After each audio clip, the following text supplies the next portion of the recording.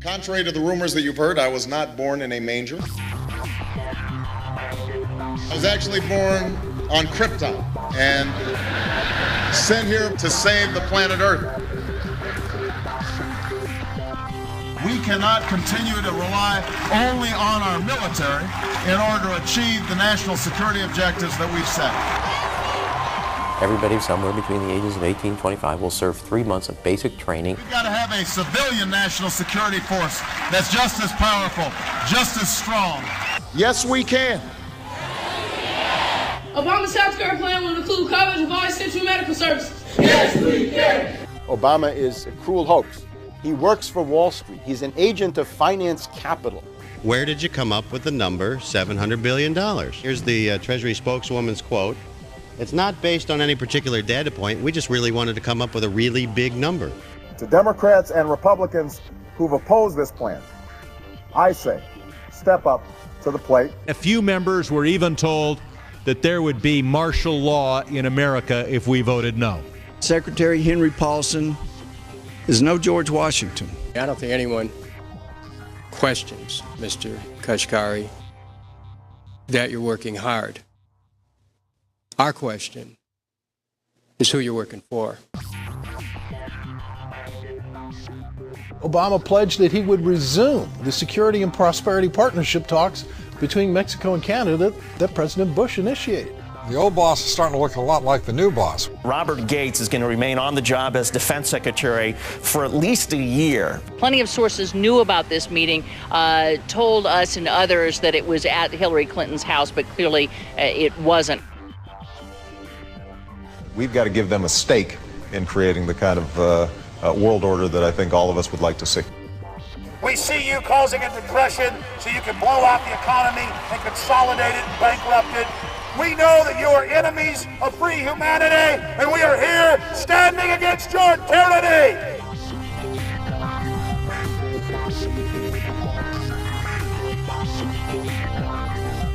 The Obama deception. The truth strikes back.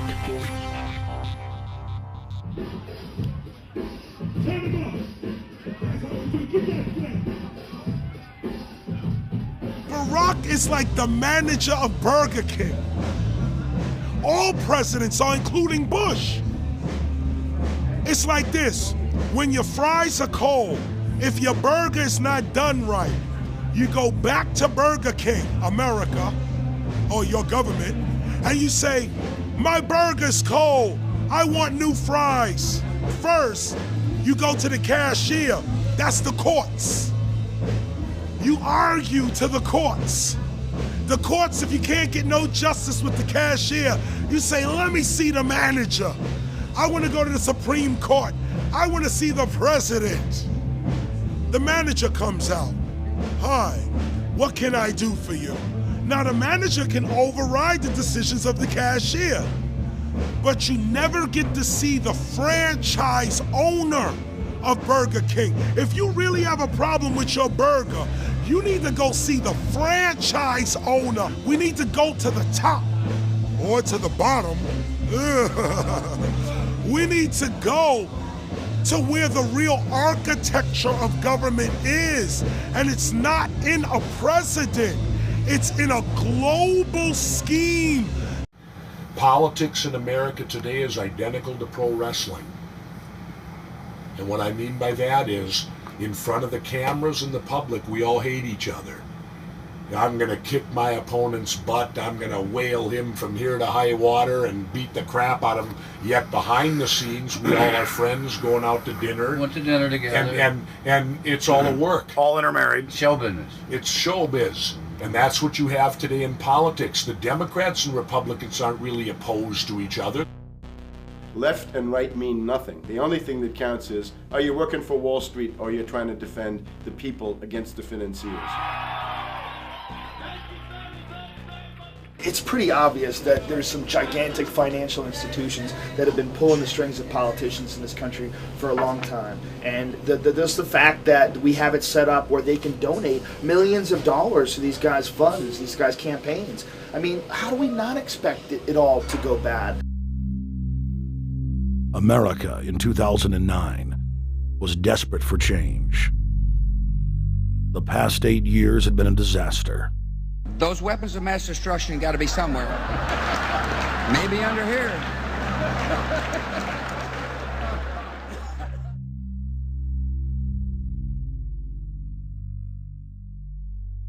George W. Bush, who had claimed to be a conservative, had tripled the size of the federal government, shredded the Constitution, and destroyed the image of the United States worldwide. Nope, no weapons over there.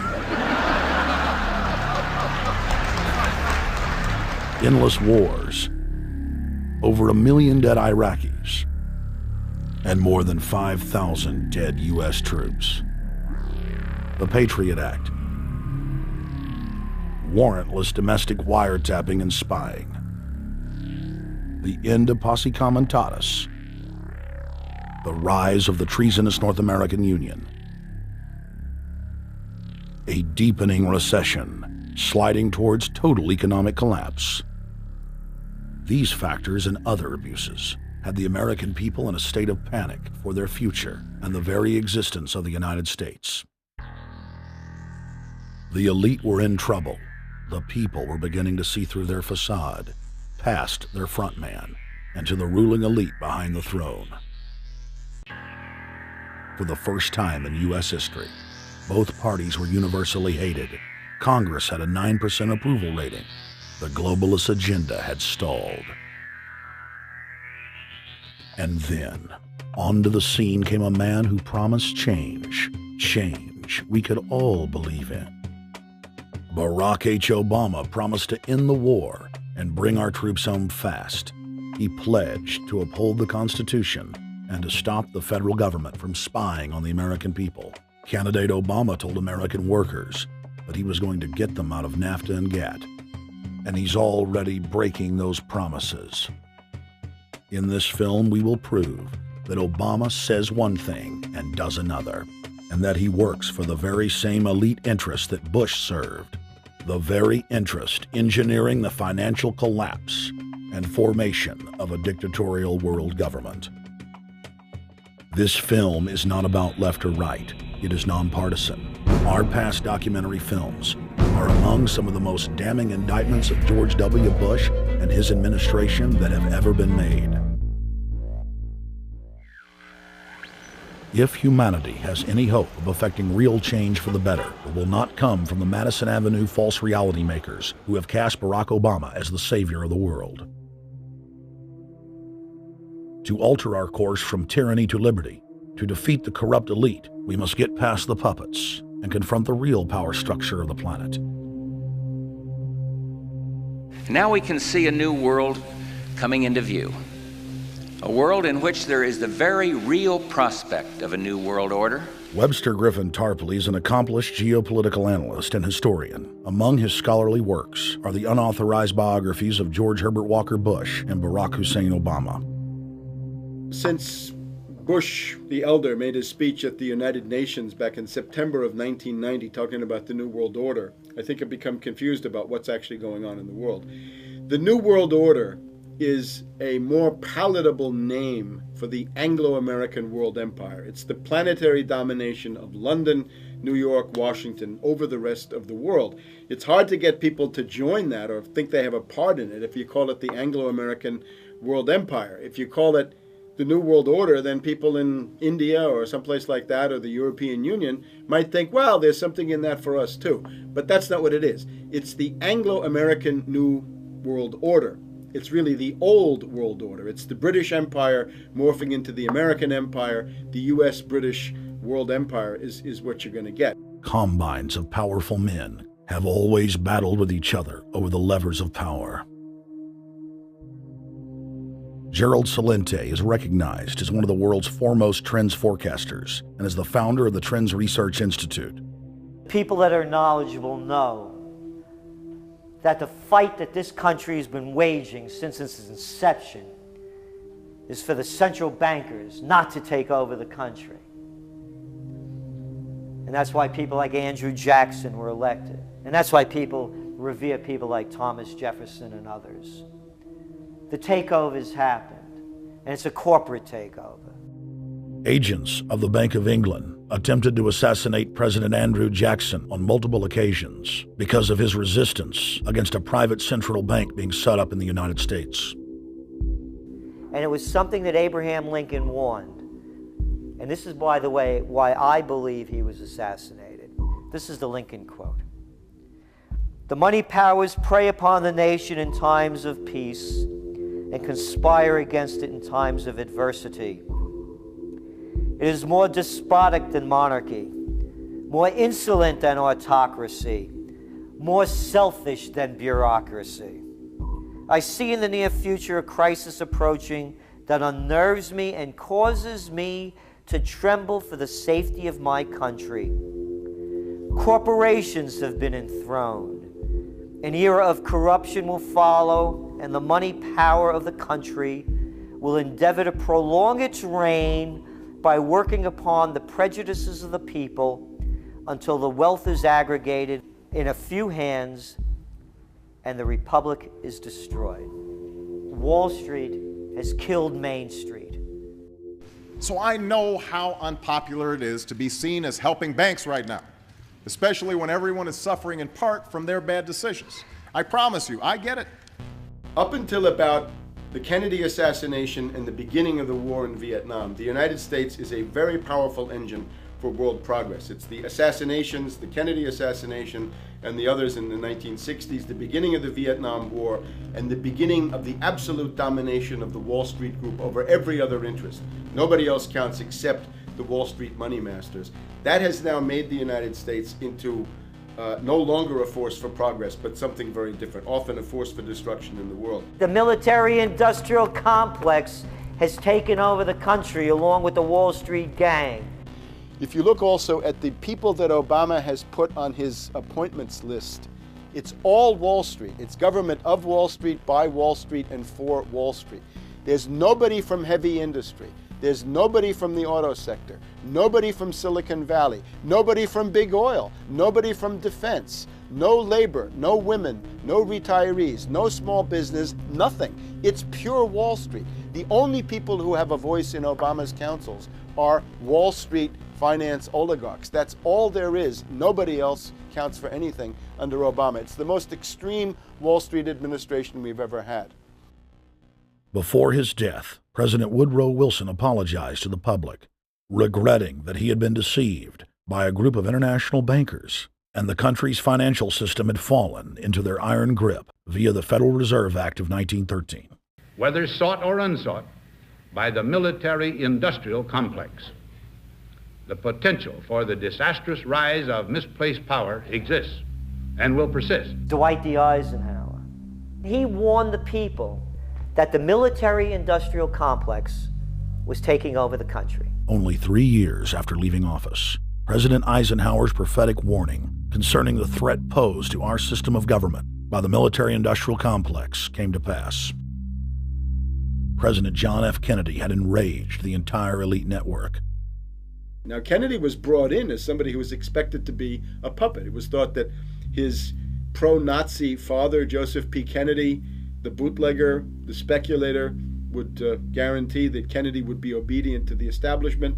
They thought that Kennedy was a sex maniac who could be manipulated through all of this, but it turned out that through his personal suffering, Kennedy had discovered a personal sense of himself which went beyond just being a puppet, and he began to think about things like economic recovery, world peace, having a space program, making deals with the Soviets, cutting the Federal Reserve down to size, and a whole series of other things. Executive Order number 11110, signed by President Kennedy, began the process of abolishing the private Federal Reserve. Kennedy was also pushing for real civil rights reform and had begun the process of pulling the troops out of Vietnam. The last time you had an actual president was Kennedy. The oligarchs took swift and decisive action. When John Kennedy attempted to take the government back from the robber barons, he was brutally murdered. The message to future U.S. presidents and leaders across the world was clear: do as you're told or die. John Fitzgerald Kennedy was the last true president of the United States. And until the globalists are removed from power, we will never have another real one. The other thing about the American presidency you've got to remember is that this is a puppet post. It's automatically going to be a puppet post. The idea that Obama is somebody who's going to come in and exercise real authority when he's obviously been chosen and given everything that he's got by these financiers. Presidents are now little more than corporate pitchmen who take all the political heat, while the controllers remain in the shadows, safe from public scrutiny.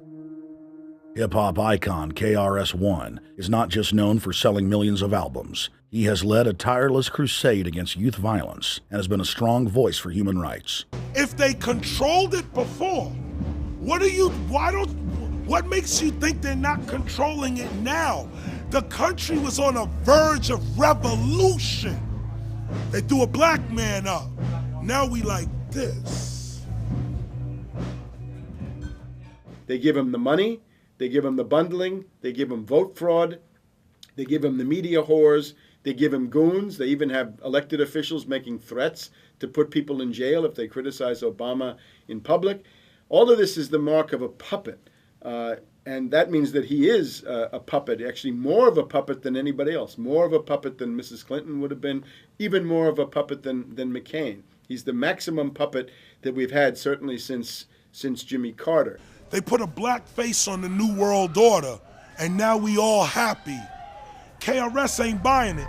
In the real executive power structure, the president serves the military-industrial complex, itself owned by the international bankers. If there's a revolution, the population just throws out the prime minister or president. The elite stays in power because the public is never aware of who the real enemy is. In Evian, France in 1991, standing before the Bilderberg Group, the apex of the world government power structure, David Rockefeller defined the New World Order as a system of world government serving the international banking elite. For decades, the banker-owned media would attack anyone who dared to warn the public that a dictatorial world government was being constructed right under their nose, and that national sovereignty was being deliberately destroyed. And now, after years of denial, the media and the elite themselves are proudly announcing that not only is world government real, but is the answer to the financial crisis that they carefully engineered. Suddenly, the Wall Street Journal tells us that the North American Union is here, and that getting rid of the dollar for a common currency with Canada and Mexico is good.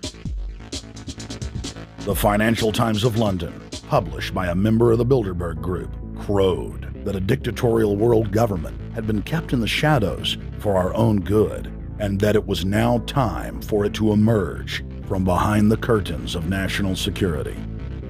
White House Chief of Staff Rahm Emanuel stated on record that they can't let this crisis go to waste. You never want a serious crisis to go to waste. And what I mean by that, it's an opportunity to do things that you think you could not do before.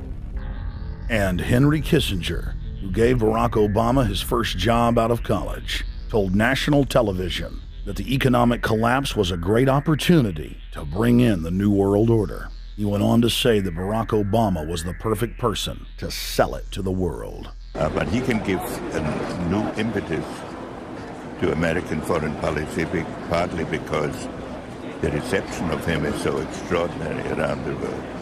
I think his task will be to develop an overall strategy for America in this period when really a new world order can be created. It's a great opportunity. It isn't such a crisis. In June of 2006, our team traveled to Ottawa, Canada, to gather intelligence on the shadow government's agenda for the coming years. I think that's the Queen.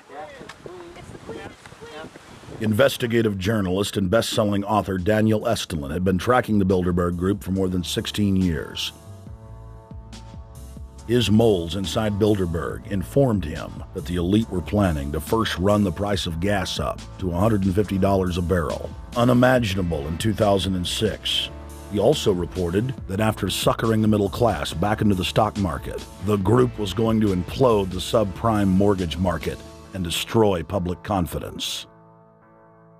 Well, one of the things that we're getting from this morning and this afternoon's conference, this morning conference was about the energy crisis, the price of oil. The afternoon conference, which started about 4 o'clock, 4:30, they were talking about one of the American delegates, I wasn't told who exactly it was talking about the the concern that the American citizens have had with the housing prices going down, so they're not investing that money. So what they needed to do is they needed to create the illusion that everything is going well. So what they're going to do over the next year and a half is to bring the market back up to 1998, 1999 levels.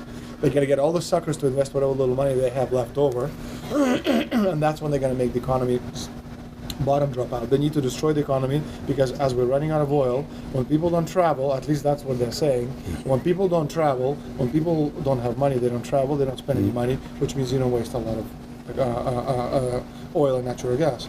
That's the afternoon's So how does conversation. this source, I mean, just ballpark, I mean, so you have the sources of... Well, actually, there are two people who are members of the Bilderberg Club. It's actual members. They're members of the Bilderberg Club who for years and years and years have been going and participating in all the conversations. They've always been dead on, always. And last year they said the oil prices are going to go up to 150. At the time it was 39, it went up to 76, basically doubled. If it doubles again, it's going to be back to where these people say. They attack Iran and will it? Year after year, Estelin and other reporters like Jim Tucker are able to report on future events with stunning accuracy, all because they know the agenda of the Bilderberg Group. The Bilderberg Group sits at the top of the world power structure. 125 of the richest and most influential individuals on the globe make up its membership. From Istanbul, Turkey to Chantilly, Virginia, we have tracked the elusive Bilderberg Group. Bilderberg always insist on a media blackout. By June of 2008, we had already figured out that Barack Obama was the elite's puppet of choice. The national media claimed that during the weekend the Bilderberg Group was scheduled to meet, that Obama had speaking engagements set for Chicago and the Midwest. We knew better. In a classic bait and switch, the Obama campaign told the press corps to get on Obama's campaign plane and that Obama would join them on the flight to Chicago. Campaign staff then slammed the door shut.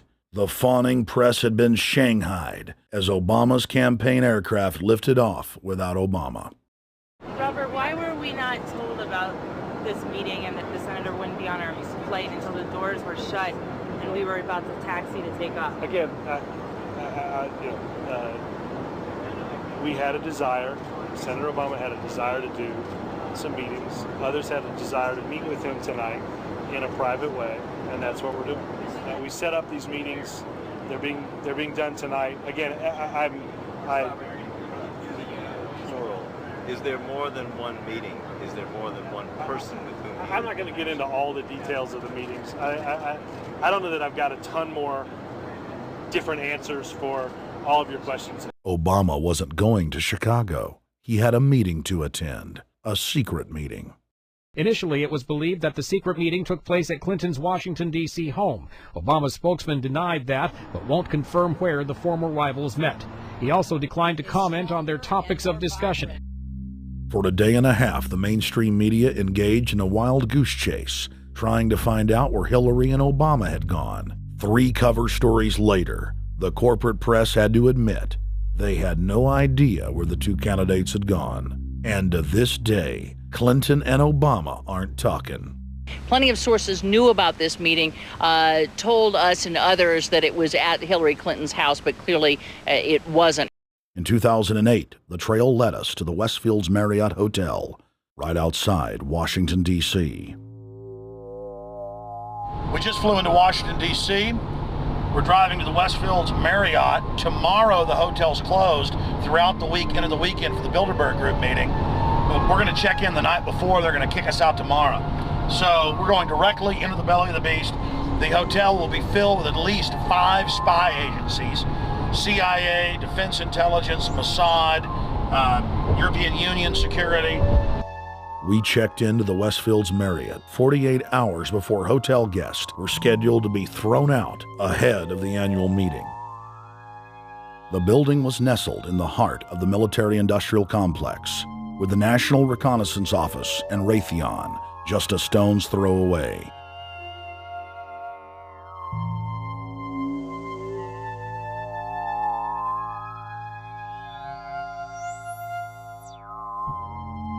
The plan tonight is to try to not get arrested, dodge the security, get in there, get some footage of the elite arriving in the morning, because some arrive before they officially lock it down, and then getting out of the building. That's our plan. I'm also going to be getting a call by a international syndicated radio show, Coast to Coast AM with George Norrie, and all week he's getting briefings from me every night about things as they develop.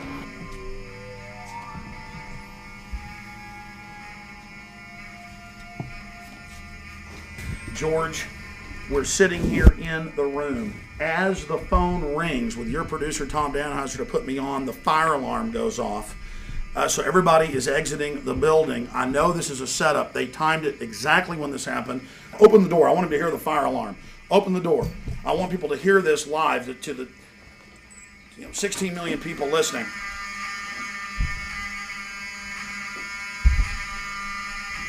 George, do you hear that? Now, they're going to use this as an excuse. The Westfields Marriott, right outside D.C. in Chantilly, they want to use this to flush us out of here. They're very upset. Everybody that covers Bilderberg, I was detained 2 years ago, interrogated, screamed at. They said Bilderberg was upset about me, wanted to stop us.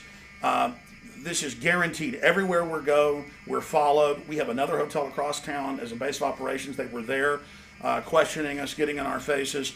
We're being followed everywhere. I need everybody's support right now. I pray to God they don't try to set me up. They may have tried to concoct this as some way to say, look, they didn't leave during a fire drill, assessing me, knowing I would stay and do the interview. But again, the moment the phone rang with Tom Danheiser, the moment the phone rang, the guys answered it, I'm standing there, the alarm goes off. It's going off right now. The guests are exiting the hotel out there. Of course, there's no fire. This is just absolutely insane. I noticed, too, that there was over 100 security people here today, but tonight we got back and it was a total ghost town, and this is what's insane. We have a security guy walk up to us 30 minutes ago, about 25 minutes ago, before this happened, and said, "What are you guys doing?" We said, "We're just walking around checking out the artwork in the hotel," which we actually were admiring, but we were also going around getting some footage. And they said, "Well, no cameras allowed." We said, "Fine." And then he said, "Yeah, we had somebody do a fire alarm a few weeks ago, and me and Rob, my camera guy, were on, why is he telling us about a fire alarm?" I forgot that part, George. These bastards have done this. I don't know how. They're planning to try to set us up or something, but this is incredible. We are here in the middle of this right now, George.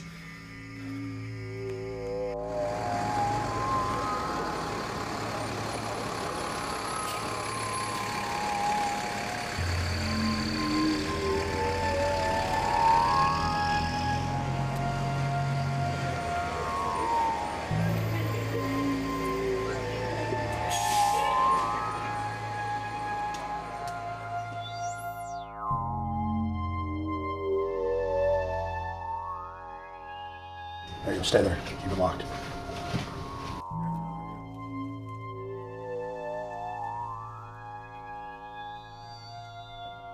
Let's go.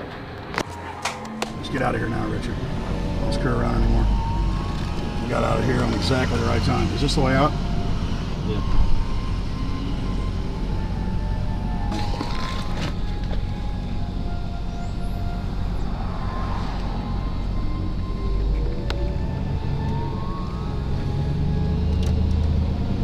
We got a car right behind us.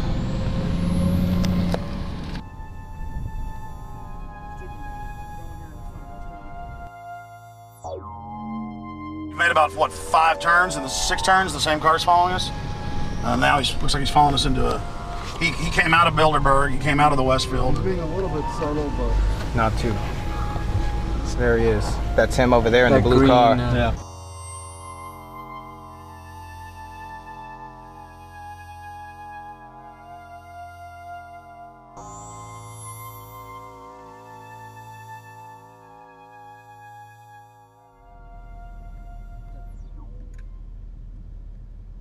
We're headed back to the Marriott here in Chantilly, Virginia, the scene of Bilderberg 2008. We successfully infiltrated the last day and a half inside, got out with some great stuff. We've been tailed, and now we're going back to cover the dignitaries, the elitists, as they arrive. And right now is the prime time for them to start arriving for the next 3-4 hours. We took about a 30-minute break. I'm sure we missed a few, but it doesn't matter. Because we've got scores of people that just organically are listeners, info warriors that are out here taking action.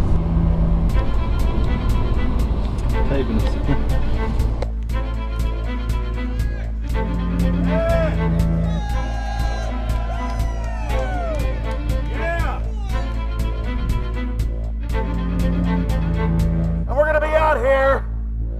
next 3 days, while you try to chart the future of our destiny, we're taking our destiny back. You're not our gods or our masters. We witnessed at least 7 convoys of armed Secret Service entering the Westfield's Marriott, and internal sources confirmed that both candidates did attend at least one meeting inside the conference. While the Bilderberg Group was 100% successful in 2008 at keeping their name out of the mainstream media, they did not fare as well when it came to the exploding independent press. During the entire 2-day event, anti-New World Order protesters and alternative media encircled the hotel. You are being exposed everywhere! From David Rockefeller, from John Edwards, from Bill Clinton. Your game of secrecy is over! You're gonna play! Get him! It's up close! You piece of filth! You piece of trash! This is Bernanke, man! Bernanke, you're going down!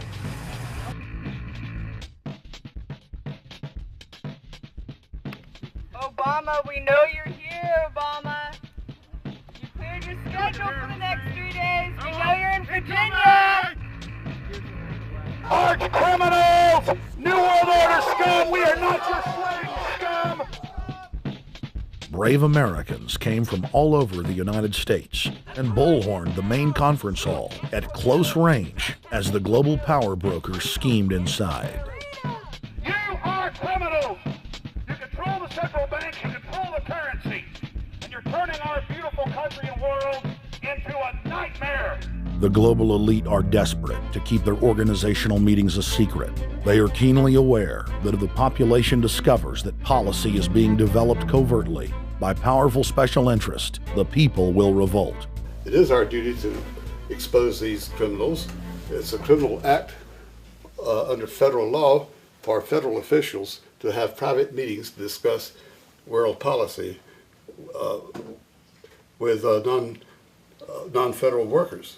So everybody from the State Department, Treasury Department, White House, Defense Department, and others who show up, as they always do, they're committing a criminal act simply by being here to attend a secret meeting with officials from other countries to discuss U.S. policy in the world. So literally it's a criminal act. And every newspaper, every broadcaster has a patriotic duty to expose these scum and the evil they project. The election primaries served as a great diversion, while the true future course of the nation was being set behind closed doors. You've got, obviously, the Bilderberger Group, founded by the former Nazi Prince Bernhard of Holland. You've got the Trilateral Commission, founded by David Rockefeller's Zbigniew Brzezinski. They're the ones who ran the Carter administration. Everybody in the Carter administration, from Carter and Mondale and Volcker and Brzezinski, were all members of the Trilateral Commission. Founding member of rap sensation Public Enemy, Professor Griff, gave us his view of the Obama phenomenon. Barack Obama's been given a pass by the Blue Bloods. He's been given the okay by certain secret societies for them to let him in. I truly believe imperialism and fascism needs a facelift. And that facelift is going to have to be black. And the reason why I believe that, simply because I think they're trying to go into Africa. Well, they're already in Africa. But they want to totally control all the natural minerals that they're going to need to carry themselves into the 21st, 22nd, and 23rd centuries. You follow me? So I think they have to go through a phase of galvanizing the masses of dark-skinned people that truly believe that change needs to come, but the change that they're talking about is not necessarily change for the better as far as the masses of the people. It's probably a better change for them. It's not going to change for us, the little man on the totem pole. And no one looks at the agenda. As long as he positions himself right, have the right tie on, have the right smile, repeats the slogans over and over and drives it home, the average American is just going to swallow it hook, line, and sinker. And we don't even know what the agenda is. Writing in his 1964 book, With No Apologies, Senator Barry Goldwater said, The Trilateral Commission is intended to be the vehicle for multinational consolidation of the commercial and banking interest by seizing control of the political government of the United States. The Trilateral Commission represents a skillful, coordinated effort to seize control and consolidate the four centers of power: political, monetary, intellectual, and ecclesiastical.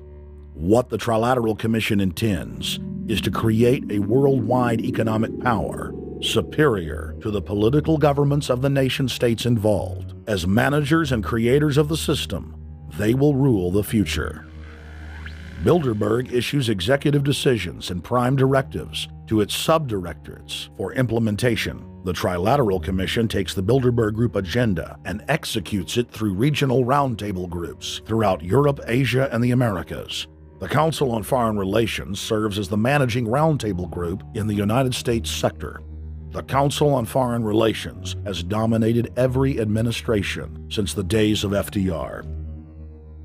The way in which they make policy and rule is that they are a polycentric oligarchical system. You have to be a finance oligarch. Remember, this is not a society ruled by generals, not by priests, not by bureaucrats, not by demagogues, none of those, but by bankers. Bankers rule, and the bankers set up these institutions. They set up things modeled on the Royal Institute for International Affairs, Chatham House, and the Milner Round Table of the period right after the Boer War, so even before World War I. You had the British setting up these round tables, institutes with publications and conferences, and this is how they make policy. Upon Obama's inauguration, members of the Bilderberg Group, Trilateral Commission, and CFR flooded into every position of power in the executive branch, replacing Trilateral Commission and CFR members who previously filled the positions during the Bush administration. When you look at the U.S. ruling class, you'd have to say that they're a really pathetic bunch of failures and bunglers. They are a miserable excuse for a ruling class. And that's one of the big problems we have, is you go from Clinton to Bush to Obama. What stays the same is the ruling elite that gives these puppets the orders that they act on. And these orders are wrong-headed, let's say, to say the least. They're basically bankrupt. They're going to lead to the collapse of this civilization. What they're doing is using the existence of the United States as a formerly powerful nation state to act out their Wall Street fantasies of world domination and maintaining their capital structures and maintaining their system of looting. And this can't be done. So the basic question is, they've hijacked our country and you got to take it back from them. You've got to drive Wall Street out of the government, and at that point you'd have a reasonable chance of getting back to prosperity and some kind of peace and order in international affairs. We had a chance to speak with economist and author George Humphrey. They have created a power elite, and we're not talking about the millionaire down the street. You can't even be a member of their club unless you're a multi-billionaire. And friends, this is not about rich versus poor. This is about a very, very small handful of the worst criminal element on this planet, manipulating and destroying the good people of this nation and of this world. About this Obama with change. Look at the people he's put in to mastermind the economic recovery. Larry Summers. I love it. Every time they talk about Larry Summers, he's always brilliant. He's another brilliant one.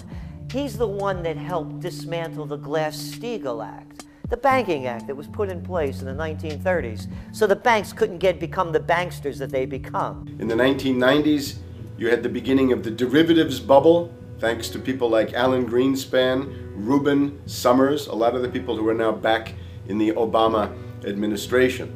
And the derivatives, I think, are the centerpiece of this entire problem today.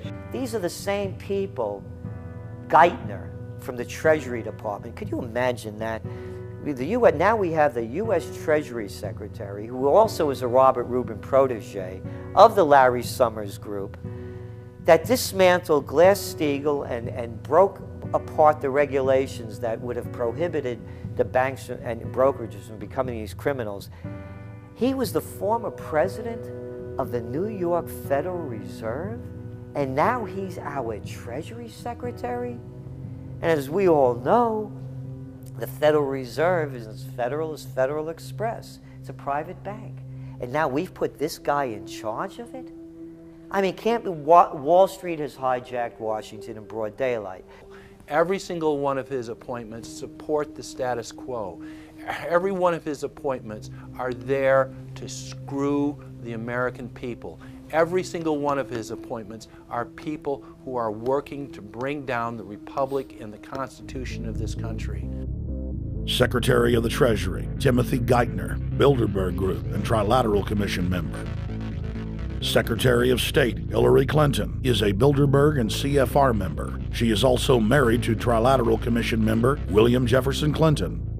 Ambassador to the United Nations, Susan Rice, Trilateral Commission. National Security Advisor General James L. Jones, Bilderberg, Trilateral Commission, and CFR. Deputy National Security Advisor Thomas Donilon, Trilateral Commission, CFR. Special State Department Envoy Henry Kissinger, Bilderberg Group, Trilateral Commission, and CFR. Chairman, Economic Recovery Committee, Paul Volcker, Bilderberg Group, Trilateral Commission, Council on Foreign Relations. The Director of National Intelligence, Admiral Dennis C. Blair, Bilderberg Group, Trilateral Commission, CFR. Secretary of Defense Robert Gates, Bilderberg Group, Trilateral Commission, CFR. Deputy Secretary of State James Steinberg, Bilderberg Group, Trilateral Commission, CFR. State Department Special Envoy Richard Haas, Bilderberg Group, Trilateral Commission, and President of the CFR. Obama Presidential Advisor Alan Greenspan, Bilderberg Group, Trilateral Commission, CFR. State Department Special Envoy Richard C. Holbrooke, Bilderberg, Trilateral, CFR. And the list goes on and on. Even if Barack Obama were the most wonderful person in the world, he was groomed and brought to power by the global elite to carry out their agenda. Humanity must look past Obama and realize that presidents come and go, but the shadow government and their program of global enslavement continues. How could people be so stupid and gullible to believe a bunch of political people? So people who voted for Obama were trying to express, I think, first of all, something worthwhile. The hatred for Bush, Cheney, the neocons, the desire to punish the Republicans for their adventures, their police state, and their economic depression. The second question was on the economy. People felt that Bush was selling them down the river into a world depression. He is, of course, the new Herbert Hoover in that regard, so they were trying to get something different from that. The tragedy, of course, is, and this is really why Obama was groomed and prepared over a period of almost 30 years now, that Obama is there to frustrate and to deceive all of those hopes. Obama is a cruel hoax. He's a bogus sham. He's an absolute denial of everything that you'd expect from an American president. It is very disturbing to see well-meaning people falling for high-tech propaganda over and over again. It happened after 9/11. The American people en masse were swept into a mob psychology, irrationally throwing their common sense to the wind and doing whatever the administration told them to. The general public eventually caught on to the fact that George W. Bush was a deceitful thug and that the economy was in freefall.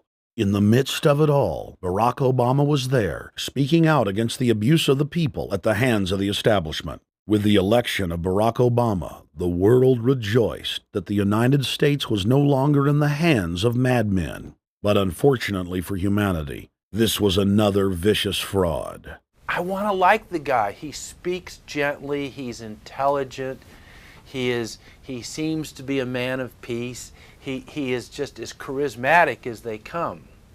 But you know what? Is that a tree is really, really measured by the quality of its fruit. And when you kind of put away all the flowery words, when you put away all the rhetoric, when you put away all the rock and roll music, what he does is what's important for the people of this country, starting with the truth. Obama is notoriously a liar. He promised that he would get out of Iraq, I think within 16 months at some point. We had Samantha Power telling the Scotsman that he wouldn't be bound by those promises, and sure enough, he's now not going to be bound by those promises. Obama pledged in hundreds of speeches and interviews that within 6 months of being elected, he was going to bring our troops home from Iraq. But after he was inaugurated, the story changed. Now he said that they would look at bringing some of the troops home in 16 months. 2 weeks later, his story had changed again. Now the administration would look at bringing the troops home in 23 months. Well, Obama's already fudging. He's fudged since day one in this election, where he first said we're getting out. Well, now it's a timetable, and now it's da-da-da, because they're getting to him. They're understanding that, and he ain't going to be able to get him out because people more powerful than him got us in. When he first ran, remember, he was going to take the troops out. I get in there, troops come home. Day one. There is no military solution in Iraq, and there never was. I will begin to remove our troops from Iraq immediately. And then that went to 16 months. And now he's going to add, they're saying, another 30,000 or more troops to Afghanistan. Next, he sent 30,000 more Marines to Afghanistan, doubling the total number of forces in the crosshairs. Barack then announced that he was going to move missile systems into Eastern Europe to encircle Russia. But after all, what should we expect after he kept Bush's Secretary of Defense Robert Gates? The outcome of this policy is if you're constantly meddling near the Russian borders with these fascist creeps, IMF NATO agents like Yushchenko of Ukraine or Saakashvili or Georgia, or these Kaczynski twins in Poland, or various collections of people in Latvia, Lithuania, Estonia, you're tied to these gangsters, and if they decide to start a war, that rapidly escalates into thermonuclear World War III. This is worse than the neocons. Bush and Cheney never got as far as Brzezinski, Soros, and the other people running Obama. Barack Obama swore that he would vote to repeal the Patriot Act, but then he voted for its reauthorization. Obama decried the Bush administration's illegal warrantless wiretapping of the American people. Then he voted to legalize it. Obama pledged that he would filibuster any attempt to give retroactive immunity to the telephone companies, the telecom companies, except he then turned around and voted for that bill. Most people don't know, for example, that he voted to reinstate the Patriot Act and more government wiretapping. Candidate Obama told desperate factory workers in speech after speech that he was going to renegotiate NAFTA and GATT to make it more fair for American workers. It is absolutely true that NAFTA was a mistake. But then his campaign was caught sending out memos to top corporate leaders, telling them not to worry and that it was just campaign rhetoric. We had Obama saying, you know, I'm against free trade. I don't like NAFTA and all those free trade sellouts. We had Austin Goolsbee going to the Canadian diplomats and saying, don't mind him. He's just popping off. That's just election era rhetoric. Doesn't mean anything. Presidential candidate Barack Obama was publicly criticizing the North American Free Trade Agreement in a bid for votes, but privately telling Canadian officials not to worry about it. He said that he was going to bring us peace in the Middle East. He said that he was going to bring us transparency and a balanced economy. He said that he was going to not have lobbyists. He said he was going to clean up government. He said he was going to work for the environment. And point by point by point, within the first month of his inauguration, he has lied and deceived and cheated the American people. The people of the United States and the world were filled with hope that Obama was the real deal when in his first week in office he signed an executive order supposedly closing Guantanamo Bay and other secret prisons. Then the press actually had a chance to read the executive order and were shocked to find that the executive order only said that Obama was thinking about closing Guantanamo in a year. But worst of all, the executive order continued the practice of rendition which the LA Times called secret abductions. They don't know. They think that he's signed off immediately on closing Guantanamo, but he's allowing prisoners now to be taken to foreign countries and not knowing where they're sending them and to be tortured in foreign countries. They don't know that they kept that provision in there. Obama is now continuing the practice of secret arrest, secret prisons, and most importantly, indefinite detention without trial. When a British high court said that it was preparing to release secret British and U.S. torture orders that prove that the Bush administration was ordering personnel to systematically abuse detainees, Barack Obama threatened to cut off all U.S. intelligence ties to England. To add insult to injury, he stated that the program was important to national security, not only endorsing Bush's crimes, but continuing them. Obama voted for a reinstatement of the Patriot Act. And by his early deeds already, again, as we saw with the issues of retention, he's willing to send people that have been charged with nothing to be tortured to so-called get the truth out of them. If the makers of this film attempted to cover all of Obama's lies, this documentary would never be released because there are new ones every day. So in the interest of time, we're going to cover one more big one. Barack and his handlers made the cornerstone of his campaign, keeping lobbyists and donors out of his administration. Within hours of being elected, Obama did a 180 and filled the White House and federal government with lobbyists and donors at all levels. Obama picked William Lynn, the top lobbyist for Raytheon, to fill the #2 position at the Department of Defense. Timothy Geithner, former president of the private Federal Reserve Bank of New York, was picked by Obama to be Secretary of the Treasury. Geithner promptly crammed the Treasury Department full of lobbyists, like his chief of staff, Mark Patterson, formerly the top lobbyist at Goldman Sachs. Obama appointed top lobbyist to the Saudi royal family, George Mitchell, as the lead Middle Eastern envoy. Obama appointed the king of Wall Street lobbyists, Leon Panetta, to head up the CIA.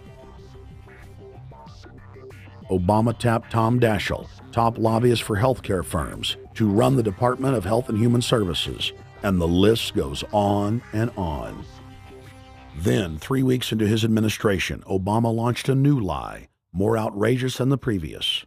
With Academy Award-level conviction, he said that he was upset about the banker bailout, which his own chief of staff, Rahm Emanuel, another former Wall Street executive, had engineered. Obama said that he had signed an executive order capping the CEO's salaries of those who had taken the bailout money. There was just 2 problems.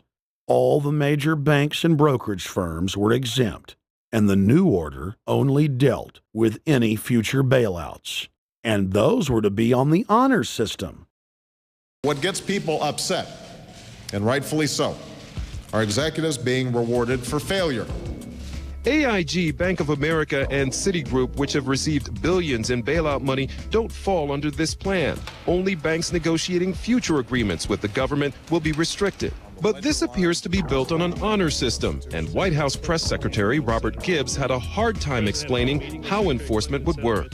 Well, let me get, I will get clarification from Treasury on that. Generally speaking, this is already the biggest liar and the biggest disappointment that we've seen in recent history. And again, qualitatively beyond the rather low standards set by Bush the Elder and Clinton in terms of delivering on promises.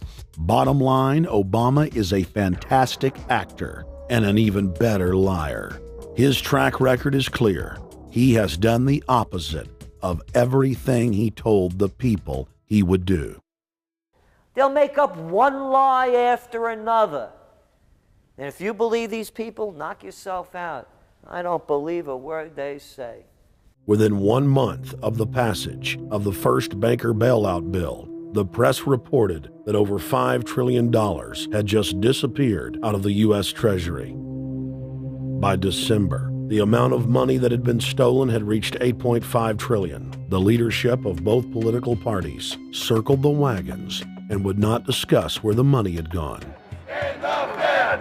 In the Fed! In the Fed! In the Fed! Informed Americans protested the private Federal Reserve System at all 38 of their regional governorship offices. Arrest Bernanke and Paulson! Arrest all the criminals that stole the banker bailout money! It was refreshing to see people standing up against the real power structure, not being distracted by the elite's frontmen like George W. Bush and Barack Obama. We traveled to Dallas, Texas to cover We the People taking on the real enemy. Hey, I want to talk to the workers up there on the parapet. The ones smoking cigarettes that just jumped back. You're with the American people, we know that. But understand, ask the workers inside. You're not in a federal government building. You're in a private Federal Reserve that uses that name as a fraud. That'd be like if my first name was Federal Reserve Jones. I'm still not the federal government. I'm not a federal agency. But if I said my name was Federal Reserve, I could go out and pay off politicians and get them to allow me to get into power so I could issue the currency and credit, and then I could buy up the world. That's what these criminals have done. A lot of people think that the Federal Reserve is already part of the government. They're not. It's controlled by cliques of unelected, unaccountable bankers meeting in secret. Most of these people have never even been through the formality of a Senate hearing or a Senate confirmation. They claim that they're part of the U.S. government. They masquerade as if they were part of the U.S. government. But in reality, this is a purely private operation. Jackals, hyenas, raptors, all of them loyal, not to the American people, but to the Wall Street banks, which is where most of them come from. Everyone is pointing to Barack right now, President Obama, as saying, you got to get the economy together. You got to get the economy together. When in fact, the president has very little to do with the economy. It's the Federal Reserve Chairman that at least sets the policy. That's a privately owned company, the Federal Reserve Bank. They set the agenda. These guys are masquerading as a federal institution. They are a private banking consortium, and this is their front, their holding company. The Federal Reserve is not federal. It's a front for a private banking cartel. That's on record in congressional testimony, and they're the ones orchestrating the economic collapse we're seeing right now, so that's why we're here. While at the In the Fed rally outside the Federal Reserve Bank in Dallas, Texas, we spoke with Ron Paul's brother, Wayne Paul. 1913, the Federal Reserve Act was passed, floor of the House, where 3 members of Congress were on the floor. At that time, they only needed a majority of votes to pass it. So in 1913, the Federal Reserve Act was passed. 20 years later, 1933, under Roosevelt, the United States was declared bankrupt. And in 1933, the Federal Reserve Private Bank says, okay, USA, what are you going to pledge as collateral on the debt you owe me? What happened by 1936? Does anybody know? We instituted Social Security system, and you and I and our children and our children's children were pledged as collateral on the debt of our government to the Federal Reserve. And that's where we're at today. It took 20 years to make this country bankrupt, and since then, our government has operated under emergency powers of our government. It is not the president that makes the decision in this country. It's the Secretary of Treasury who turns around and is put in there by the Federal Reserve to manage the bankruptcy. We've been in bankruptcy ever since. So to print $700 billion and to give it away, how do they get away with it? The manager of the bankruptcy is told by the Federal Reserve this is the way to go. That's where we're at today. Yes, we should point out, Congressman Ron Paul now has a huge amount of sponsors for a bill in the House of Representatives to abolish the private Federal Reserve crime syndicate. In 1913, the money power of the country was taken away from the people. By constitutional privilege, it belongs with the Congress, but it was given up in the Federal Reserve Act. The Federal Reserve is no more federal than Federal Express, but yet it has the power to determine the direction of use of money in our economy.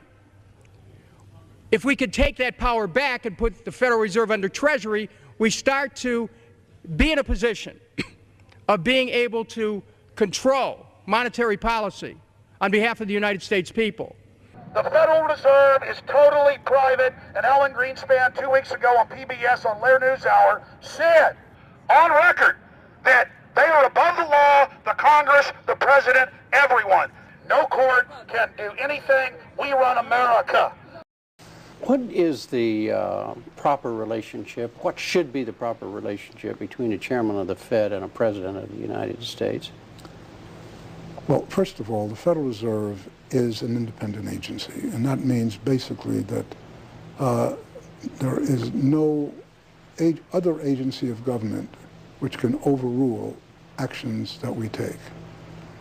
So long as that is in place and there is no evidence that the administration or the Congress or anybody else is requesting that we do things other than what we think is the appropriate thing, then what the relationships are don't frankly matter. Notice what Greenspan is saying. Greenspan is saying the Federal Reserve is beyond the law. And in reality, they are in practice beyond the law. Nobody, as far as I know, has ever audited the Federal Reserve. One of the first things we ought to do when we nationalize the Fed is go in there and find out the audit. Who stole money? Who engaged in corruption? There's a whole series of people going back to Volcker, to Greenspan, to Bernanke, and so forth. Think of the arrogance of private group of banks that have bankrupted the nation by design so they can repo the country. A private group of banks that loaned us our own money back are telling us they're above the law. You are not above the law, criminals. No one is above the law. No one is above the law, and the private Federal Reserve sure as hell isn't either.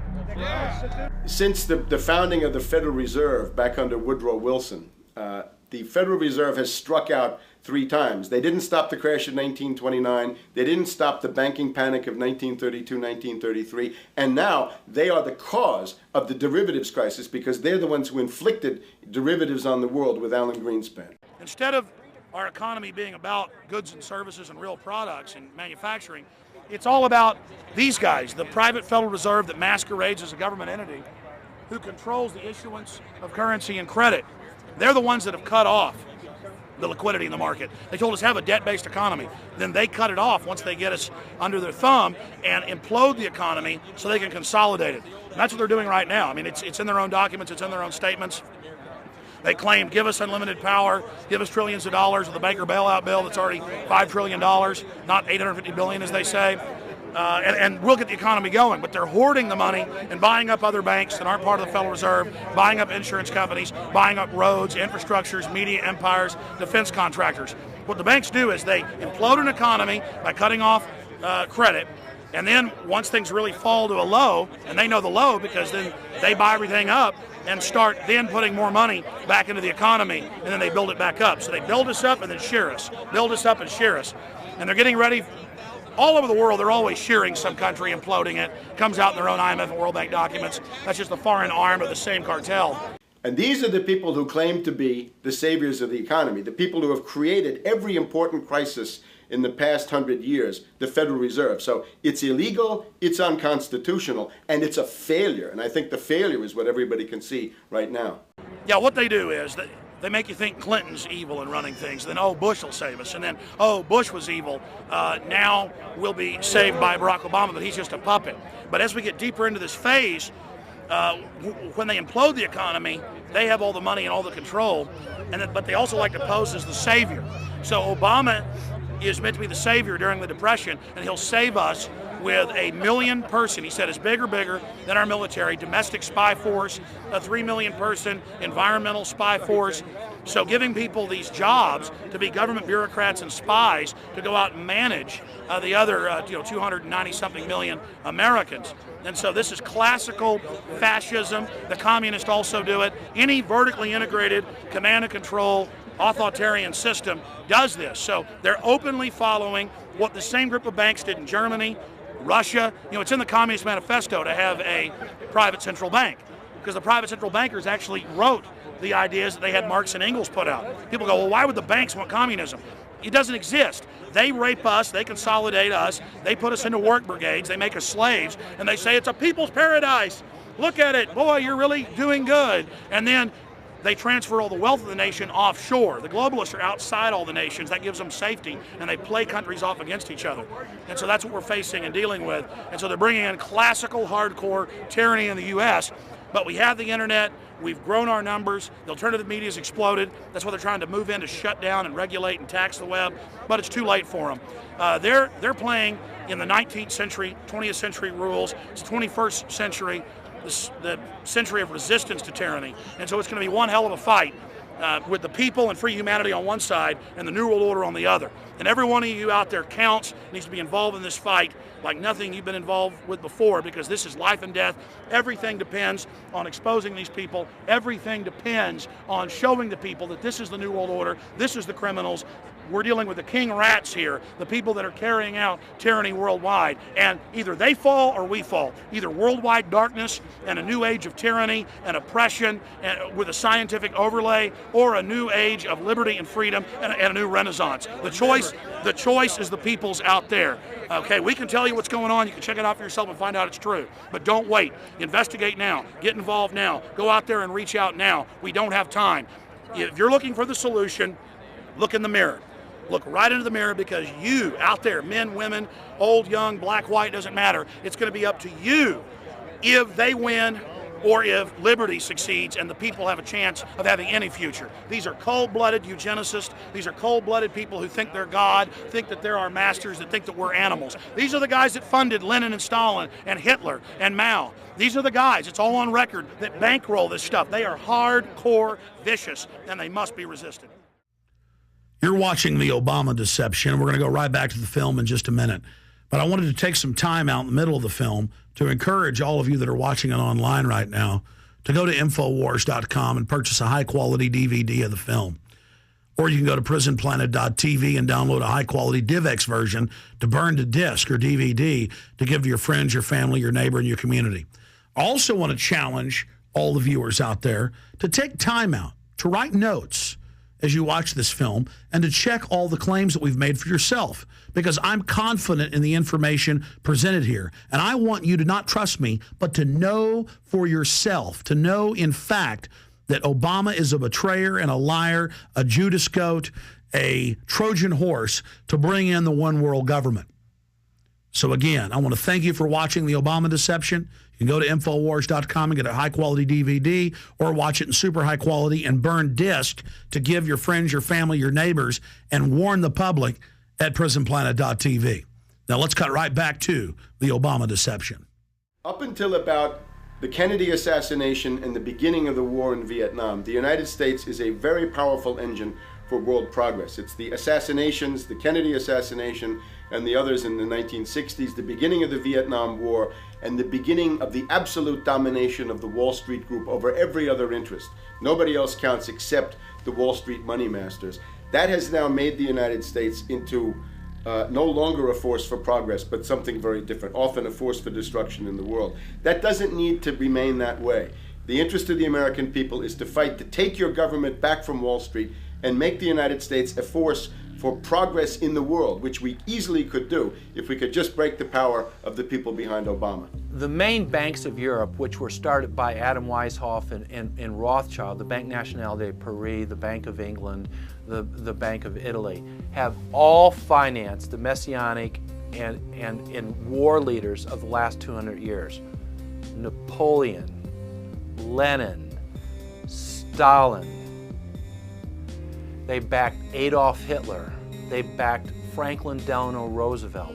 And they are backing right now Barack Obama. The banking cartel had established a beachhead in 1913 through the Federal Reserve Act. In 1947, they set up a parallel shadow government through the National Security Act. From 47 on, the national security state began the long process of absorbing federal and state bureaucracies, while at the same time undermining the constitutional power of Congress and dominating the executive branch. By controlling the issuance of currency and credit, the private Federal Reserve was able to buy up most of the Fortune 500. And if a company wouldn't sell, the bankers would unleash federal regulators to run them out of business. Private central banks in Europe, the United States, and England took taxpayer money and loaned it at over 30% interest to third world nations. The bankers would then bribe the leaders of those countries not to pay back the loans. Their third world puppets would sign agreements stating that when the country defaulted, the banks would be given all the natural resources and infrastructure of the once sovereign lands. But worst of all, the countries would pledge future taxes paid by the people in perpetuity as profit to the private banks. By the year 2000, there were few nations that had not fallen to the designs of the money power. The globalists were now ready to start their final phase of world government takeover, the destruction of the Western nations' economies. To carry out their final takeover, they first removed banking regulations like the Glass-Steagall Act in the late 1990s. This allowed their front companies to issue unlimited credit to the world and to set up colossal Ponzi schemes, the likes of which the world had never seen. The scams were advertised by the controlled corporate media as completely legitimate. Because of the fantastic returns, private investors, corporations, state and local governments invested heavily. They had taken the bait, hook, line, and sinker. To destroy confidence, in late 2007, the bankers themselves began to badmouth the scams they had created. Next, the central bankers cut off the tsunami of fiat money that they had been using to pump up the bubble. When Congress and the public refused to write the finance oligarchs a blank check, the bankers began to engage in financial terrorism. They said that the world would go into another Great Depression unless their demands were met, further destroying confidence. The stock market instantly had its biggest one-day loss in history, but even that wasn't enough to force Congress to capitulate to the offshore banks.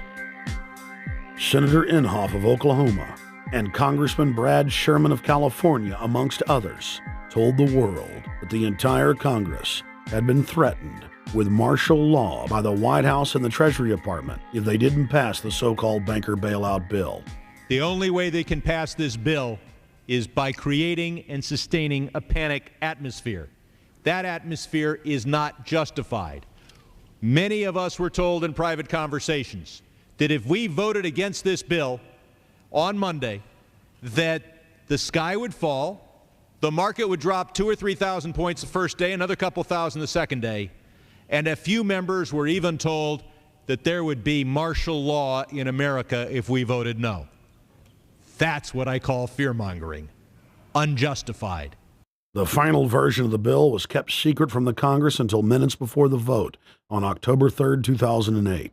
The Federal Reserve had promised total transparency, that every dime would be accounted for. To Democrats and Republicans who've opposed this plan, I say, step up to the plate. Let's do what's right for the country at this time, because the time to act is now.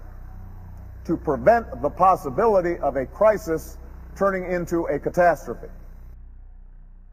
After its passage, the public learned with horror that the bill was really a financial coup d'etat by Wall Street. The bill didn't just give $700 billion to the banks. It was a blank check. And as of February 2009, $9.7 trillion has disappeared into a black hole. Within 24 hours of its passage, Secretary of Treasury Henry Paulson said they were no longer going to use the money to unfreeze the mortgage market by buying bad debt. We went to Congress. Illiquid assets look like the way to go. As the situation worsened, the facts change. I will never apologize for changing an approach or strategy when the facts change. Paulson has, in the meantime, admitted that the subprime mortgage crisis is not the cause, really, of the breakdown of the entire world banking system and the bankruptcy of most of the banks in London and in Wall Street. He said, oh, we're going to buy up toxic assets, but we're not going to worry about subprime mortgages. What he's talking about is derivatives. Derivatives are the center of the crisis. He went on to say that where the money was going was a secret. I believe that banking institutions are more dangerous to our liberties than standing armies. If the American people ever allow private banks to control the issuance of their currency, first by inflation, then by deflation, the banks and corporations that will grow up around the banks will deprive the people of all property until their children wake up homeless on the continent their fathers conquered. The issuing power should be taken from the banks and restored to the people, to whom it properly belongs. Thomas Jefferson, 3rd President of the United States. Secretary Paulson came in with the Vice President and Fed Chairman Bernanke and made all these assurances that there was absolutely a critical, immediate need to get rid of the corrosive derivative products, all the different names for this, ubiquitous, sub-S, retraded credit default swap, blah, blah, blah, blah, okay? But they talked about them as though they knew what the hell they were. You got the money and you immediately said, what items, what auction? Now, the Treasury just basically cut that out of the bill. And what we have here is a situation where banks are hoarding the money that they're getting from the TARP. They're using the money to purchase other banks. And all of a sudden, the Treasury sent a signal to the banks, forget about it. We're going to give you the money that you want, and you do what you want with it. Unless you direct it specifically, it's not going to happen. I don't think anyone questions, Mr. Kashkari, that you're working hard. Our question is who you're working for. Throughout its passage, President Bush and Senator Obama worked in tandem to get Congress to pass the bill without even having time to read it, despite the fact that in major polls, 98% of the American people were against the bill. The leadership in both parties were for it. And I really want to commend Barack Obama, because as we were involved in the this and that and different provisions of the bill to persuade people, he really gave them confidence that this was the right decision for the American people, even though it wasn't, in our view, a great bill for them to vote on. I want to take a particular moment to also thank the individual who's not here, and that is Barack Obama, who made numerous calls not only to all of us, but to members of our caucus, and helped us gather the votes on the Democratic side to pass this legislation. Bankheads then bragged to the press that they were hoarding the bailout money and using it to buy up smaller, healthy banks and insurance companies. Their plan was working like a charm. Next, the central bankers loaned the federal government back $787 billion of our own money at interest for President Obama's so-called stimulus package. And just like the banker bailout, Congress was given less than an hour to read the 1,070-page-plus stimulus bill. Barack Obama, who had pledged on the campaign trail to wait 5 days before a bill could be voted on so that the Congress and the people could have a chance to read it, said that the stimulus was too important and it had to be passed before anybody could see it or read it, or the crisis would turn into a catastrophe. Doing little or nothing at all will result in even greater deficits, even greater job loss, even greater loss of income, and even greater loss of confidence. Those are deficits that could turn a crisis into a catastrophe, and I refuse to let that happen. After its Friday passage, in gangster fashion, President Barack Obama took a 4-day vacation and said that there was no rush to sign it. The spending bill was really a takeover bill, designed to further federalize the states and to pay off rich donors that had donated to both parties. As the world slid deeper into depression, the bankers celebrated the fire sale that they had created. I believe the phrase burdens of the office is overstated. Yeah, it's kind of like Why me? Oh, the burdens, you know. Why did the financial collapse have to happen on my watch? It's just pathetic, isn't it? Self-pity. And I don't believe President-elect Obama will be full of self-pity. With their access to unlimited fiat capital, they could now buy up sectors of the world economy not already controlled by them. For over a century, the Anglo-American establishment had worked to bring the world system to this point. Artificially engineered global bankruptcy. In an address before the Trilateral Commission in June of 1991, David Rockefeller laid out the elite's ultimate goal. The supranational sovereignty of an intellectual elite and world bankers is surely preferable to the national autodetermination practiced in the last centuries. Now that the bankers were holding the world hostage, they issued their ultimatum. The only solution to restart the global economy would be to set up a planetary government ruled by a new Bank of the World, a Bank of the World owned and controlled by them. Suddenly, hundreds of prominent publications announced the solution, the people's only salvation. Time magazine, in an article titled "The New World Order," said that the new super bank would control the world's currencies and set interest rates, and that the new bank would, quote, knock the heads of bad countries like the United States.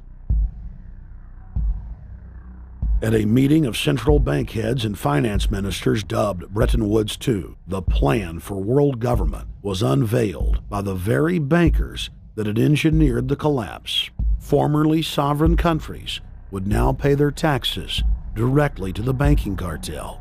Hundreds of new carbon taxes, controlling every facet of human activity, would only be the beginning. Now all the elite had to do was to sell the public on accepting the final phase of their takeover. And it's Obama's job to sucker the public into standing down so the bankers' agenda can move forward unhindered. Never before in U.S. history has the media gotten behind a president like they are behind Obama. The press has pulled out all the stops, bestowing a crown of infallibility upon Obama as the savior of the people. The elite are betting everything they've got on Obama's charisma and hoping that he can sell the world on their program of tyranny. Yes, there have been differences between America and Europe. No doubt there will be differences in the future. But the burdens of global citizenship continue to bind us together. A change of leadership in Washington will not lift this burden.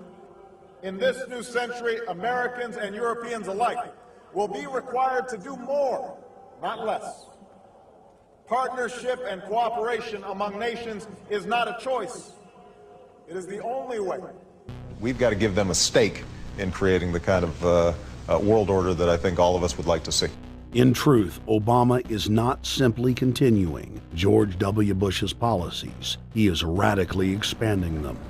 I thank President Bush for his service to our nation. This film has documented the painful fact that Barack Obama's agenda is the complete opposite of what he has claimed it to be. Now we will reveal what Barack Obama and his controllers' true agenda is. Number 1. Bring the United States under the complete regulatory control of a private offshore superbank known as the Bank of the World. More than 100 new taxes are now being developed under the umbrella of curbing greenhouse gases. The new taxes will be paid directly to the private bank consortium. At the producer level, taxes will be paid on farm animals' flatulence.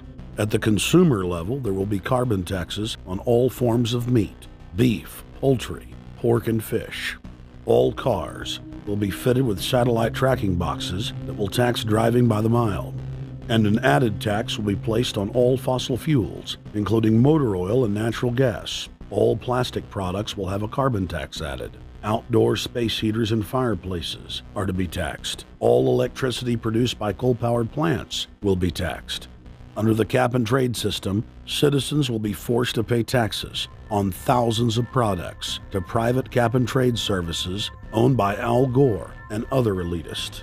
There will be taxes on light bulbs, water, trash pickup, air travel, train travel, bus, ship, medicine, steel production, mining, clothing, laundry, asphalt are just a few of the new taxes to be levied. But to truly transform our economy, to protect our security and save our planet from the ravages of climate change, we need to ultimately make clean, renewable energy the profitable kind of energy. So I ask this Congress to send me legislation that places a market-based cap on carbon pollution and drives the production of more renewable energy in America. That's what we need.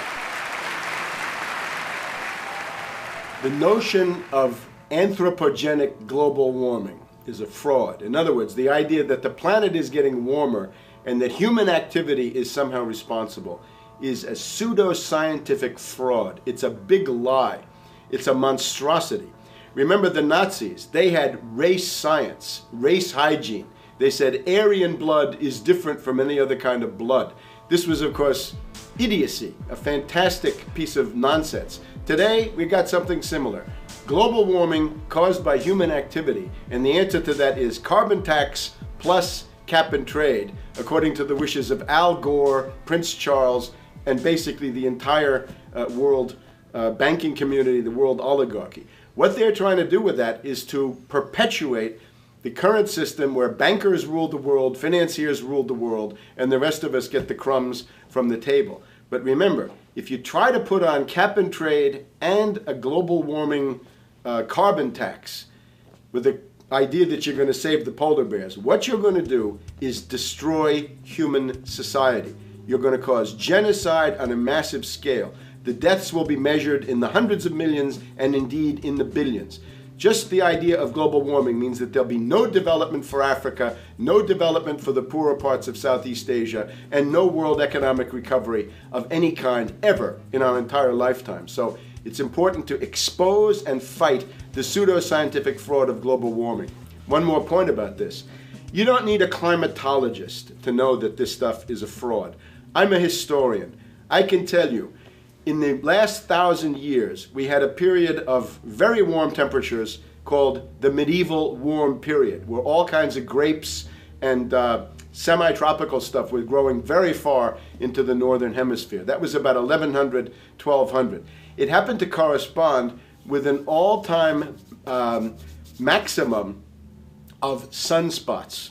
Right now, we can say that we're going into another maximum period where there'll be some warming, but we're well within the limits of the medieval warm period. About 1600 to 1650, there was an ice age in northern Europe. The North Sea was filled with ice. The German and Dutch ports and the English ports were filled with ice. That corresponds to an all-time minimum of sunspot activity, the Spörer minimum and the Maunder minimum. So this has largely got to do with solar activity. We can see that other planets, not just the Earth, are warming slightly as a result of increased solar activity. But we're well within the minimum. So what the oligarchs claim to be an open and shut scientific case is a piece of pseudo-scientific nonsense, and it should be rejected. Number 2, the social engineers are fully aware that the Obama craze will wear off quickly, so they are racing to put in place the most oppressive police state control grid in human history. 20,000 battle-hardened regular Army troops are now being deployed to patrol the streets of the United States. FEMA is now building giant camps in every region of the country, and the Congress has introduced bills like the National Emergency Centers Act, H.R. 645, which merges local governments and the police under federal control. And as we all know that have watched these things, they're ready for the riots. With these detention centers that are being opened up around the country, with state police training for riot control in the event of economic calamity and food riots, they know what's going on and they're prepared for it. So people better also prepare for it themselves. Anyone that's not prepared for what's going to happen, they deserve what they get, because there's enough information out there pointing to the problems, and they should take all precautionary actions. Next, Obama ordered the Defense Department to issue DoD Directive 1404.10, establishing a 1 million-person civilian army under his control. Simultaneously, Obama launched USAService.org. The new website deceptively masquerades as a federal agency, but in reality is a recruiting tool building a separate, completely private army outside of government that takes orders directly from Obama's controllers. Barack Obama has refused to rescind Presidential Decision Directive 51, signed by George W. Bush. The directive plainly states the president is a dictator and that Congress is ceremonial. We cannot continue to rely only on our military in order to achieve the national security objectives that we've set. We've got to have a civilian national security force that's just as powerful, just as strong, just as well funded. President Obama and his Chief of Staff, Rahm Emanuel, have repeatedly stated on the record that all Americans below the age of 64 will be forcibly conscripted into federal service. Citizenship is not an entitlement program. It comes with responsibilities. Everybody somewhere between the ages of 18 and 25 will serve 3 months of basic training and understanding in a kind of civil defense. Now, it doesn't always have to be service in uniform. One of the things that if you talk to our generals, they are desperate for is a civilian counterpart to our military forces. So is this compulsory then? Well, you have to, in the sense, it's required of everybody, 18 to 25, 3 months, and at some point at that point you do it. Obviously, I'm not going to say perfect legislation. We'll work that process through. You could do it during a college summer, or you could do it after high school. If you have a demagogue with a fanatical mass movement of personality cultists who is imposing the program of a group of extreme bankers and finance oligarchs, that's fascism. Obama's transition site, change.gov, proclaimed that middle school and high school students will be forced to serve the federal government. Fascism is gutter up, streets up, hooligans, thugs, fervently idealistic students, swarming adolescents, just the kind of thing you see around Obama. The way you get a population to enslave itself when the police and the army are no longer enough to do that. So I think that's if you're a left liberal, it's time to open your eyes to that. All young Americans between the ages of 18 and 24 will be conscripted into a paramilitary domestic security force. If Obama has his way, adults and seniors will also be forced into other forms of service for the betterment of the homeland. Number 3, disarming the American people. Obama operatives in the Congress have introduced more than 10 bills that would end the Second Amendment as we know it. H.R. 1022 would allow the new Attorney General Eric Holder the dictatorial power to ban any gun he wishes at will. In 2008, before the Supreme Court, in the D.C. gun ban case, District of Columbia versus Heller, Holder argued for the complete disarmament of the American people and that only the military should own firearms. H.R. 257 would ban all youth shooting sports, including YMCA and Youth Olympic shooting clubs. H.R. 45 would force all gun owners to undergo federal psychological screening, registration, and testing to keep their firearms. White House Chief of Staff Rahm Emanuel has proposed the extrajudicial banning of any American on the fraudulent no-fly list from owning any firearm. That is, if you are on the no-fly list because you are known as maybe a possible terrorist, you cannot buy a handgun in America. Over 25,000 Americans are added each month to the no-fly list, which numbers over 1 million people who have not been charged or convicted of any crime. It's a case of mistaken identity for a 5-year-old boy from Normandy Park. He had trouble boarding a plane because someone with his same name is wanted by the federal government. King 5's Mimi Jung is live at SeaTac Airport to explain. Mimi. Lori, it's hard to believe that a 5-year-old could be considered a threat, but that's exactly what happened here at SeaTac last week when Matthew Gardner showed up for a flight to LAX. Then they fly in charter. As 5-year-olds go, Matthew Gardner is about as harmless as you can get. But when he and his mom checked in for their flight at SeaTac last week, Matthew was considered the criminal. If you're on that no-fly list, your access to the right to bear arms is canceled because you're not part of the American family. You don't deserve that right. There is no right for you if you're on that terrorist list. And even though this Matthew Gardner is only in kindergarten, TSA workers still conducted a full-blown search. They searched all of our belongings. They took everything apart piece by piece. Nadia Counter says it wasn't easy being treated as a possible threat to national security. I picked up my child to give him a hug and tell him, you know, it's okay, we're doing fine. And they reported to me that I was not allowed to touch him. He was a security risk, and they had to research me to make sure that I had not obtained any materials from him. Number 4, massive restrictions on the First Amendment guarantee of free speech. The President, Congress, and the FCC have announced plans to not only curtail speech on talk radio and newspapers, but to also regulate speech on the internet through the Orwellian-named Fairness Doctrine. The Obama machine is also pressuring Congress to pass draconian hate speech laws that will eviscerate the First Amendment. Number 5, they plan to further federalize health care so that the government can dictate what kind of care citizens receive. Modeled after the British system, this includes rationing care and restricting what procedures the handicapped and elderly are eligible for.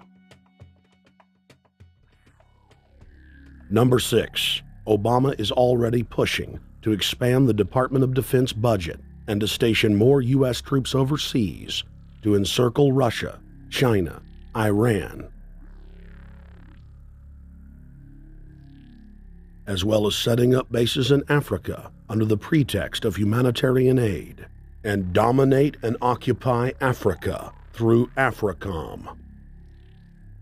So we're taking your phone call, seeing what you think of Barack H. Obama. Is he a Judas goat? Is he a front man? Is he a betrayer? Let's go to Anthony in Georgia. Anthony, what's your take on Barack Obama? They put the face of Barack Obama as part of their public relations because it's like in the old folk tales about vampires. A vampire cannot force his way into somebody's house. It's against some kind of metaphysical law. So the vampire has to persuade the resident of the household to open the door and invite him in. So they're going to look at the peephole at Barack Obama, which looks like them and appears to be on their side. They're going to say, okay, here's my ally. Let me open the door and let me let this person in. And then Barack Obama is just, of course, a front man for the American empire, where he's going to have the entire U.S. Navy, the entire U.S. Army, and the entire U.S. Marines under AFRICOM command. And, of course, he's going to turn it into a new Iraq, and he's going to turn it into a new Afghanistan. Every operation that you see going on in Iraq and Afghanistan is going to propagate to the poor countries of Africa. And well, sir, I agree with you. Sir, I agree with you. They're looking to the people. They see a handsome, smiling African face. You know, he's all, hey, I'm from Kenya. And then it's a total bait and switch. But it's the same thing here in the United States where they would get sellout Native American chiefs to sell out their people. This is the oldest trick in the book. And he can also pacify the most downtrodden minority groups in the United States. And he's saying, hey, get ready for sacrifice. Get ready to lose your standard of living. They're like, yay, I love Obama. They could never get away with this with a John McCain. Obama basically does a couple of things. One is, again, this idea, kick the Chinese out of Africa. Kick them out of Sudan where they get oil. Kick them out of Zimbabwe where they get raw materials. Start a civil war in Congo, another big source of raw materials.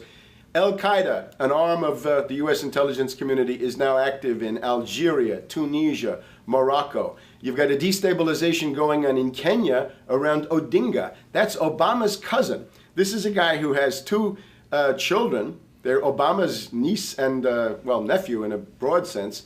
And one of them is named Raul, and the other one is named Winnie, after Winnie Mandela, who did the necklacing and political assassinations in South Africa. So this Odinga is essentially a CIA destabilizing operation in Kenya, and he's got a Odinga Islamic Alliance to crush the Christians in Kenya, but this also reaches into Ethiopia, it reaches into Uganda, Congo, Tanzania, and a whole bunch of other countries in that region. So all of Africa is a battlefield in flames between the U.S. and the Chinese, with Obama leading the charge to kick the Chinese out for geopolitical reasons. Number 7, radically expand federal control over family farms and ranches through the Animal ID and Premises ID system. Number 8, accelerate the merger of the United States with Canada and Mexico under the Security and Prosperity Partnership. He is also accelerating the transfer of remaining federal authority to unelected quasi-governmental bodies like the World Trade Organization. Number 9, Obama must convincingly play the part of the president and convince the people of the United States that the buck actually stops with him. This is critical to the globalist master plan because in 4 to 8 years, Obama must take the blame, as Bush did, for the New World Order's horrific agenda. At that point, the elite will put a new puppet in the ceremonial seat of power and build him up as the savior, only to tear them down again. And so the process is repeated over and over. For their program to work, it is essential that the people not learn that the presidency is now nothing more than theater, because if they did, the people would stop looking at the pawns and start looking for the king. Through this system of deceit, the elite's criminal agenda can continue forever because the people waste all of their political energy debating the media spectacle instead of investigating the globalist agenda. Number 10, it's Obama's job to sell the public on globalist policies that aren't in the people's best interest. But the overlords have many salesmen.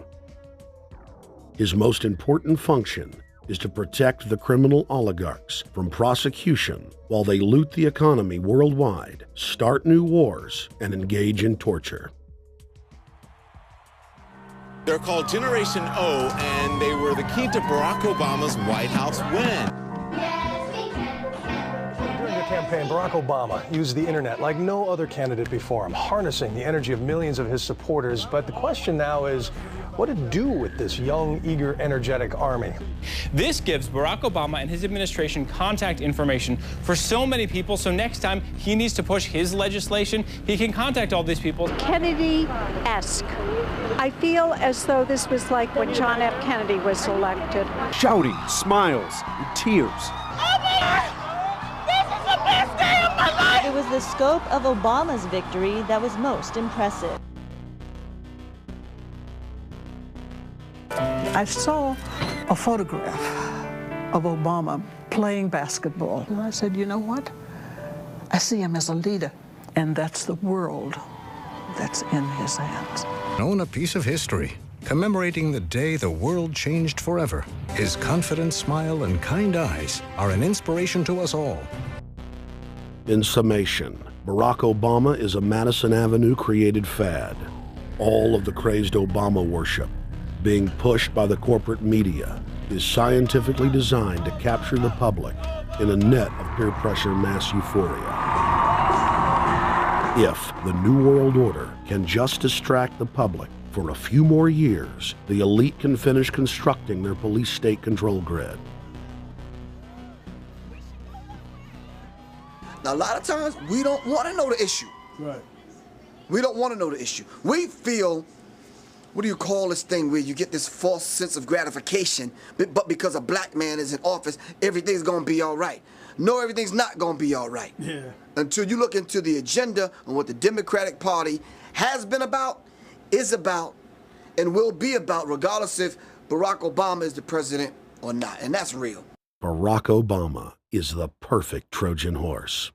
He makes the people feel like they finally have a place at the table, even as he betrays them. I won't have to worry about paying my mortgage. Oh, it's such a blessing to see you, Mr. President. Thank you for taking time out of your day. Never in my life would think that this would ever happen. Sadly, many Obama supporters can't see what's right in front of their faces because they've already invested their very identity in this artificially created cult movement. Throughout history, it has happened over and over again. People turn their intellect over to cult of personality mass movements, and it's happening again. The evidence presented in this film is documented fact, And those that ignore what history has taught us do so at the peril of us all. As frightening as the information in this film is, there are many things we can do to stop the globalist agenda dead in its tracks. First, we expose the cult of Obama for what it is, a sad hoax. Next, realize that we are all being propagandized 24/7. Investigate all information for yourself, be it political parties, the media, or this film. Be aware of the tricks that the elite use, like the staging of false flag terror attacks and other crises. Rediscover the Constitution and Bill of Rights.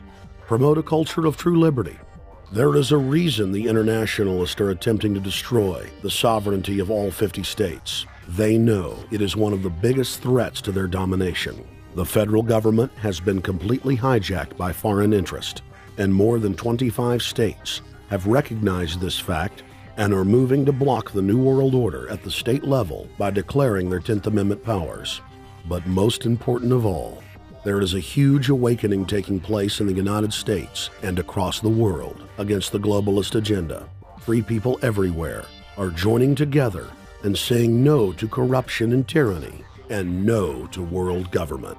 This is the center of endurance, and endurance is what wins wars. Not how many people you kill, but how long can you endure? George Washington lost almost every battle he had, but he endured. He out-endured the British, and that's how the battle was won, endurance. And each and every one of you watching this, every single one of you, is just as important as the people who were our founding fathers, as that you are just as important as the Sons of Liberty who met in the 1770s to philosophize about freedom, to philosophize about a republic, to philosophize about a truly free country with a republic. There's 1 billion people on the planet. It only takes one to change it. Are you the one? There may be everybody in your classroom bugging out. Your whole school may be on fire with kids wild and bringing guns. But are you the one? Nature has a way of abundance. Nature puts out a lot of stuff looking for the one. So if you're going to go along with the trend of let's just kill each other, let's disrespect each other, then you're part of nature's plan as well, to be part of just the excess. But if you think more of yourself than just being the excess, you'll do more for yourself. Are you the one? Everybody's not gonna make it, but you have an opportunity to save yourself. Well, we don't have to look back thousands or even hundreds of years to see how dangerous this present day situation is. We can look back to Bolshevik Russia. We can see the takeover by the Bolsheviks talking about the people's revolution, talking about the positive change. And Lenin came in and then Stalin. The fact is that over 40 million Russians between 1925 and 1940, good Russians, people who were Christians, people who had their own businesses, people who were educated, they were exterminated because they had their own business, because they were educated, because they believed in God's law. We can look over at Germany. Germany was in a very, very terrible economic situation, and this very charismatic leader called Adolf Hitler comes in. He makes the roads good, and he promises a better life for the people. And within 10 years, you see a completely nationalized, centralized, dictatorial situation where millions and millions of people were exterminated. And then we can go to Maoist China. Mao came in, he promised change, he promised a better life, and within 5 years, 60 million Chinese were exterminated. They don't teach that. They don't teach that in the schools these days, and it wasn't that long ago. And I pray to God that this will not happen in the United States. And the way it won't happen is if you and your friends and all of us together take action to say no. This country is too precious. It's too wonderful. It's too good of a place to lay down as a victim. Greatness could arise once we break the shackles of the government that's holding us back. One thing America has more than any other country is an entrepreneurial spirit. One thing we have more than any other country is the ability to be innovators. You know, if I was born in Italy, I wouldn't be the trend forecaster I am today because I would have been locked into a culture of thinking one way. We have that freedom of expression and freedom of thought that could free us to create greatness again if Big Brother doesn't come down on us harder. Humankind is at a historic crossroads. The forces of globalism are marching towards absolute despotism. Look in the mirror, count the cost, and decide, are you going to let history repeat itself? Or will you stand tall with freedom lovers everywhere and stop the completion of a world dictatorship?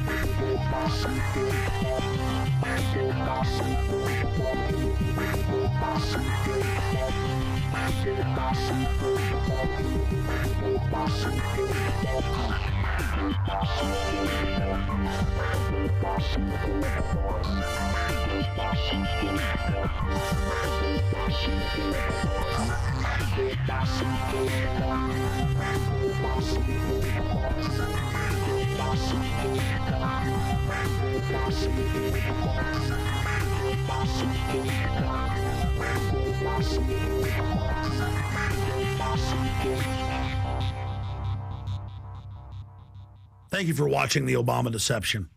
I want to challenge all of you out there who are shocked by this film to take time out to research the claims of this documentary so that you will discover that we've told you the truth and that, frankly, it's far worse than we could even present here in the limited time we had. And once you find out the claims in this film are true, I want to ask you to do the only thing you can do. Spread the word. Warn your friends and family, your neighbors, about this deception, about this betrayal. We have to warn the people that Barack Obama, despite his fancy teleprompters and his silver tongue, is nothing more than a New World Order frontman, a pitchman, selling you tyranny. Please get the high-quality DVD at Infowars.com. Make copies of it. Get it out to people. Wake them up. Let them know the threat. Let them know what the New World Order and the global banking system is doing. Download high-quality copies at prisonplanet.tv. Whatever you do, get the truth out to the people. Because as Thomas Jefferson said, all that evil men and tyrants need to flourish is that good men and women do nothing. So we cannot stand here idle while this treason is taking place, while this betrayal is unfolding. Thank you so much for watching The Obama Deception.